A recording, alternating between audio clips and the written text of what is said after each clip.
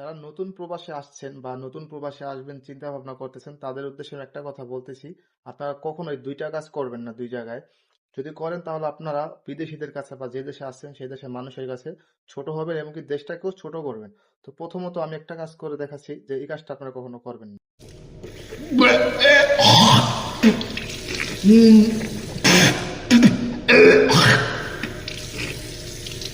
তো এটা করা যাবে না, ঠিক আছে?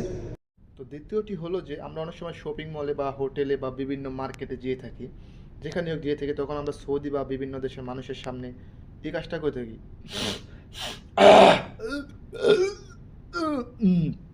এরকম ধরনের কিছু অঙ্গভঙ্গি বা এরকম কিছু ধরনের কাজ আমরা করে থাকি, যেগুলো তারা আমাদেরকে দেখলে বলে যে বাঙালি ভালো না, ইন্ডিয়ান ভালো না, পাকিস্তানি ভালো না, বিভিন্নভাবে অপমান করে, দেশটাকে অপমান করে এবং নিজেকেও অপমানিত হতে হয়, ছোট হতে হয়।